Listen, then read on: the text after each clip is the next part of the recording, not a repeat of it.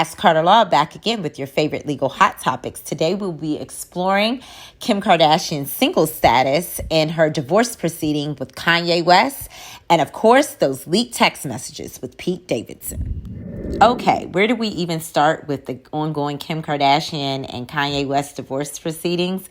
I guess we should start with the law because this is why you are here.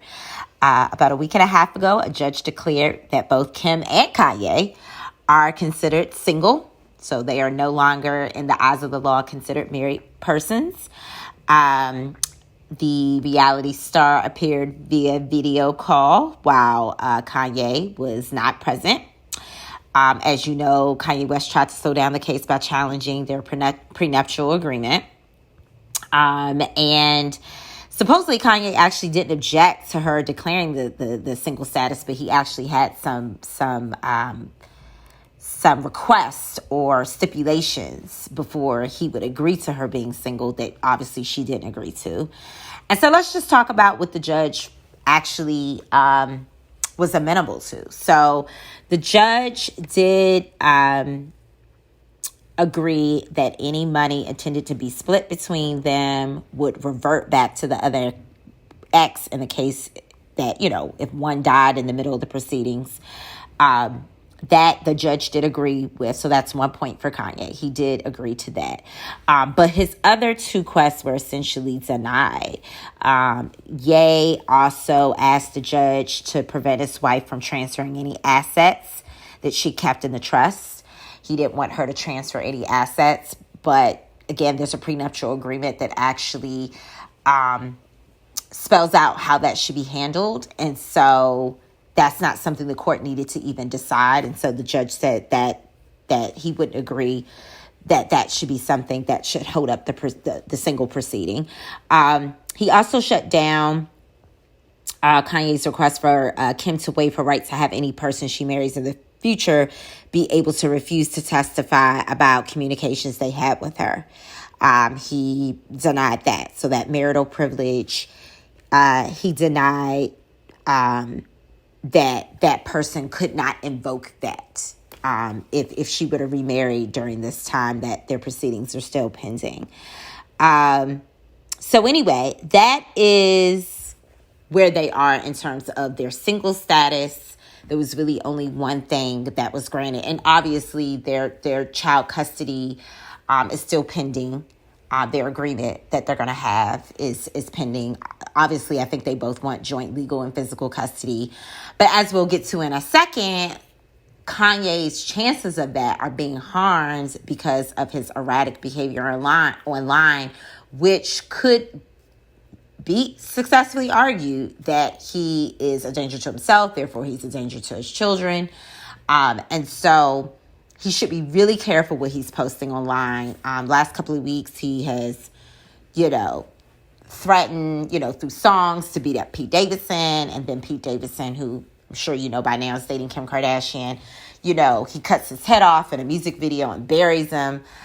So he has had all this artistic, as he says, expression against Pete Davidson that some view as being mentally unstable. And so anyway, Pete Davidson had kind of kept silent through all of this. And then I guess now that Kim is technically legally single, she has gone Instagram official with Pete Davidson now that, she's dropped the name West. And in the eyes of the law, she's single.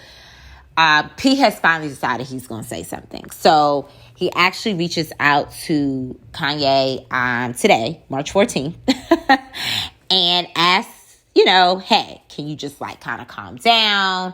I guess Kanye had posted another video because he had saw some additional TikToks. And as you know, a couple of weeks ago, he was concerned about, his oldest daughter, Northwest, being on TikTok. And not just being on TikTok, but I think dressed inappropriately, wearing makeup. He's concerned about that. And I actually think he has a right to feel that way as a father, even if he wasn't famous. So he posted another video that he was still seeing more TikToks he didn't approve of, and calling Kim basically a bad mom. And Pete says, look, we need to talk because she's the best mom you could have for these kids. And so I guess he uses some profanity, as you can see here in the text message. He tells them to grow the F up. And so Kanye responds, oh, you're using profanity now. Where are you? And then Pete does the ultimate, I want that smoke, right? He texts, in bed with your wife. That's where he said he was when Kanye asked where he was. And so Kanye tried to respond back coyly about him getting out of the hospital and rehab. And essentially he writes back like, yeah, you should try out rehab too. I have my own mental health issues. I actually think you could benefit from it. And so, there's these leaked messages. Someone leaked these messages between supposedly in Pete's camp. And so, of course, the internet is on fire because of this exchange. And then I think comedian D.L. Hughley also then, for whatever reason, decided to put his 2 cents in it and say something about the situation. And then, Kanye has his own exchange about, oh, I see that D.L. Hughley lives, in Calabasas, almost threatening like he's going to come to his house and do something. And of course, D.L. Hughley, refers to him, essentially being a nut, and Pete Davidson essentially getting a nut with his wife, which again, I think was below the belt. I think Pete and DL should know that he really does want his family back, and he's also mentally unstable. They shouldn't even go back and forth with him, but they're both comedians. They've taken the bait.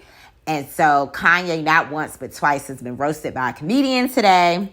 One is dating his, current ex-wife. And so we'll see how this continue to play itself out. I mean, essentially, it takes a lot to be considered unfit and to not have custody of your kids. I mean, you can actually have mental health. I've had clients that had mental health issues and they still have custody of their children. Really, it's best interest of the child, and is the child being, is the child in danger if they're with this person? Essentially, if you can't prove that, it would be really, really difficult to change, joint custody arrangement, which is typically the presumption in most states that they want parents to have equal time, especially if they live in the same state. And in this case, Kanye lives right across the street from Kim.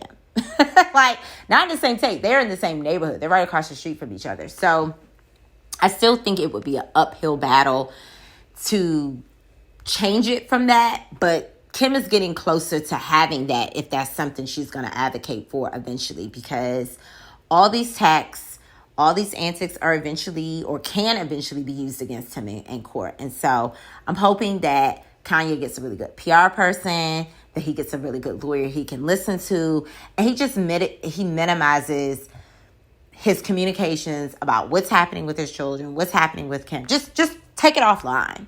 Even if you want to have a phone conversation or do it in person, like just take it offline, because I tell people all the time, in the world of social media, in the world of text messages, in the world of voicemails, just like even recently with the Chris Brown situation, thank God he kept all his texts from his alleged accuser, right?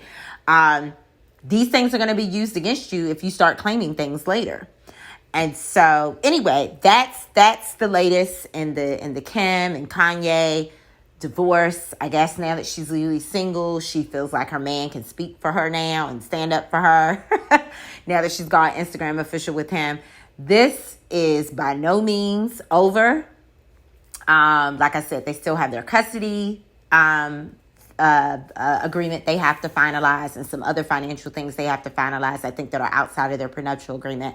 So by no means is this over anytime soon. So stay tuned, because we surely will do. To follow stories like this, you can continue to follow us on our social media handles at AskCarterLaw or on our website, www.AskCarterLaw.com.